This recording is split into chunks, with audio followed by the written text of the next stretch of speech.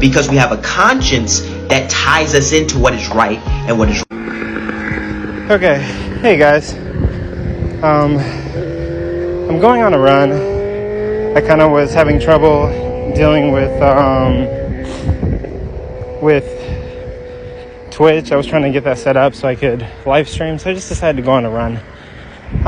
The video that you saw before this video, I'm probably gonna look really ugly right now. I'm like running and have this camera at a weird angle.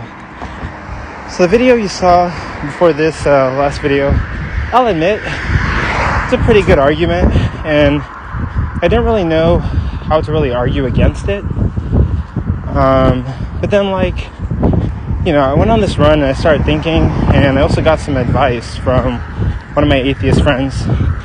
And he said that the one way to kind of like break down Christian arguments is to find the space in between their arguments. There's always something that they didn't justify. There's always something that they didn't provide any justification for. So I'm looking at this argument.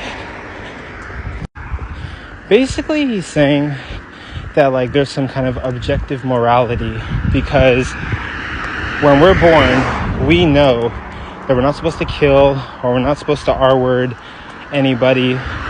There are these things that we do that we know are just inherently bad. That is definitely 100% not the case. Okay, first off, one argument to make about this is that if you're looking at kids don't have the inclination to rob somebody, to stab somebody, or to really do anything that's like super terribly bad.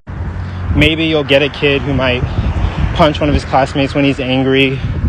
Maybe you might get a kid that might do some little things, you know, when they're angry or when they lose their temper. But that's even more of a reason to say that they don't really know right from wrong. They have to learn these things. And we teach them these things as they go through society. By the time they grow up and they have hormones and they have, you know, their bodies are changing, there are some people who, you know, their bodies and well, I'm not going to speak on anything I don't know. I don't know too much about the chemical makeup of everybody. But there are some people who, you know, hormones will persuade them to do things that they're not supposed to do. And that's why we have rational thought to decide right from wrong. But how do we determine what's right from wrong? You don't need a God to determine what's right from wrong. I'm going to speak from my point of view. I'm not speaking for atheists. But typically, like, I think as an atheist, I get my morals from I'm trying to do things that are best for... Sorry, someone was honking at me. I didn't really know who they were. I don't know. I'll figure it out later. But as an atheist, we don't need God to have morals. We do things that will benefit the human race, that will encourage our survival. We do things that are best for humanity as a whole. We don't need morals. We don't need a conscience. Also, Christians keep saying this thing about like having a conscience. Nobody can prove that. Like, these are just empty spaces. These are words defining terms that we can't see, we can't prove with any like rational thinking, any like evidence, any research. So what's up with that? Like, show me a soul, show me a conscience. These are just words that are embodying ideas that we cannot prove. It's like a unicorn. If you want to know where an atheist gets their morals from, we live with a social contract. We're all trying to survive. We're all trying to make dues. I don't kill you. You don't stab me.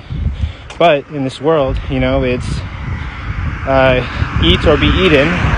And, you know, we have things where, like, you have monopolies, people seizing all the resources and wealth.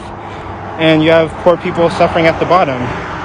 You know, but for the most part, we have I'm not going to kill you. You're not going to kill me. That's one way. So we have a moral contract. That's one way that we get our morals from. Another way is that we're just doing what's best for the world. We make decisions on what's best for the world. In this opinion, you can sort of actually argue that nationalism is probably not really good, because you're fighting for your people, but are you doing what's best for the world?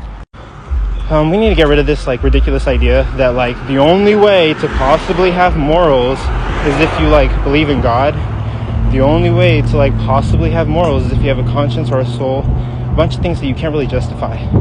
If you want to claim objective morality in the name of God, you have to prove that God exists. So you can't prove that, so you can't be like, I have an objective standard of morality. Where do you get it from?